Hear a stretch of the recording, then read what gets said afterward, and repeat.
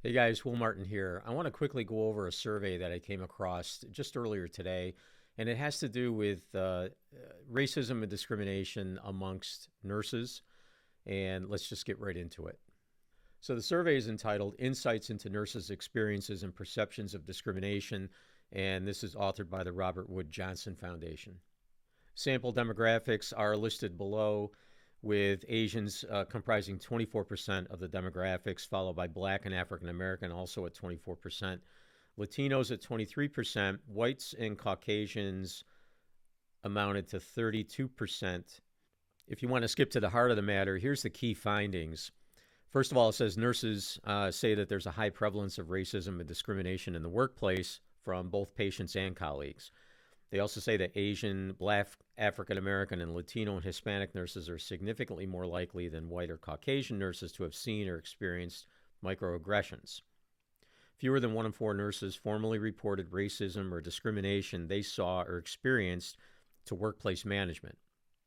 Nurses say their organizations are prioritizing diversity, equity, and inclusion initiatives, but more education and training is necessary. Nurses also say that there was a culture of racism and discrimination in their nursing school and that more training and education is needed.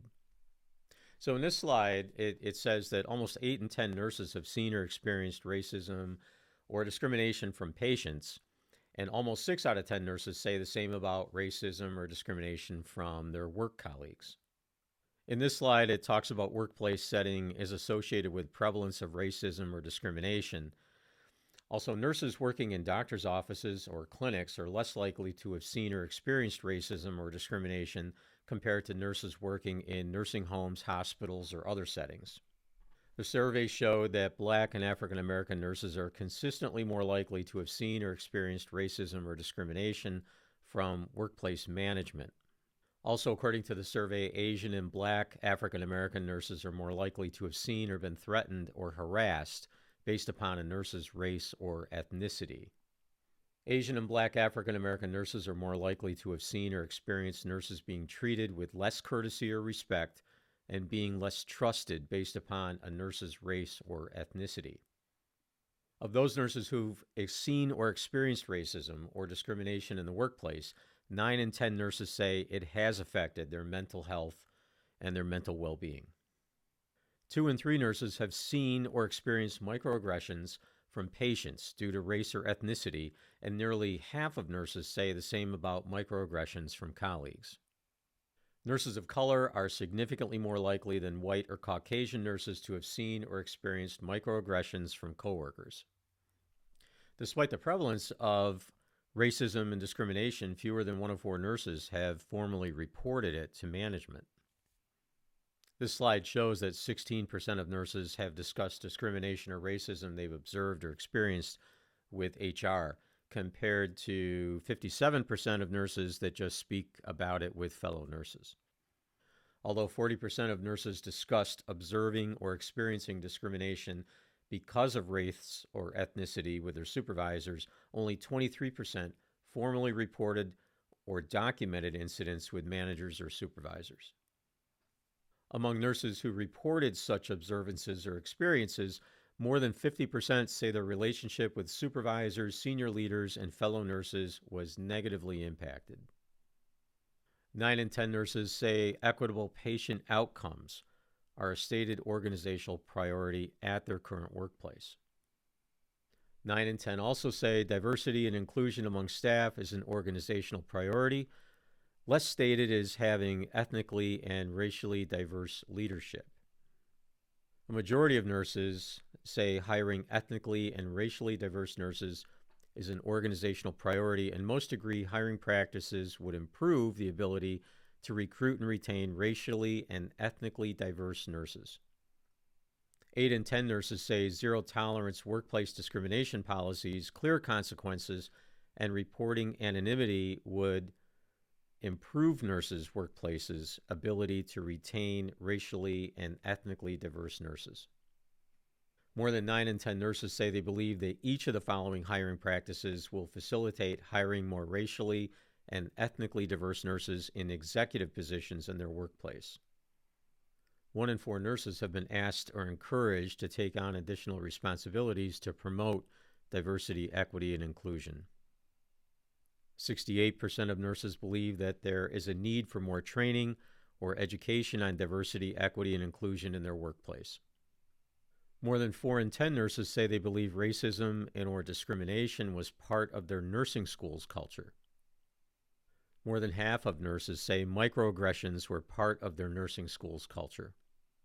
Asian and Black African American nurses were most likely to say that they were discriminated against based upon their race or ethnicity during nursing school. More than half of nurses say that their nursing school taught racially or ethnically sensitive bedside manner. Less than 1/3 said they were taught about racial bias or stereotypes or systemic racism in healthcare. Nearly 8 in 10 nurses feel there's a need for more training and education on diversity, equity, and inclusion in nursing school. Nurses say they're confident in their own ability to treat and communicate with people of different racial and ethnic backgrounds and social health needs. However, knowledge gaps arise in working with external community resources to treat racially and ethnically diverse patients. And here are some takeaway points based upon some 30-minute qualitative interviews with some of the respondents to the survey. The first point, nurses interviewed think structural racism exists, but each defines it differently. Interviewees generally believe that structural racism exists within healthcare, but each defines it differently and thus points to very different examples. Some describe issues with access to the healthcare system, including language barriers. Others note differences between the racial makeup of nurses and other providers compared to the population they serve. The second point, interviewees say discrimination probably happens. It says most nurses interviewed believe that racism exists in healthcare, but most can't share an example that they've witnessed. This is particularly true of white interviewees. A few nurses say discrimination is based on sexual orientation, age, or gender, and all interviewees say that bullying occurs in the profession. The third point, nurses talk to each other rather than report discrimination. When discrimination occurs in the workplace, interviewees say they don't have many avenues to handle it or don't trust the formal channels. Many say that human resources and administration and sometimes their unions are of little help. Instead, they avoid traditional channels and turn to trusted colleagues or nurse managers to share their frustrations, or they say nothing to others at work. The interviewees also say that education on discrimination is limited or non-existent. More than half of interviewees say their workplace has not discussed the impact of systemic racism on health, and many say they had minimal discussion of racism or discrimination disparities when in nursing school. Younger nurses are more likely to say equity issues are discussed in school, although some say this training reinforced the stereotypes. About 2 in 3 interviewees say education on inequities would be helpful. And finally, the fifth point, patients, rather than clinicians or the system, acting in racist ways are the top of their mind. Many nurses interviewed say that they did not go to school with and do not work with many nurses of color. Some relay discriminatory experiences of their Black or brown clinician colleagues. More top of mind for most interviewees are examples of discrimination, sometimes racial, but also based on age or gender from patients. So that's the survey. Now the question is, what do you think about it? Do you agree with it? Do you agree with parts of it? Do you have other experiences that you'd be willing to share? If so, please leave them in the comments. I'd really be interested in reading them, and I think others would be as well. Until next time, we'll talk to you soon. Bye.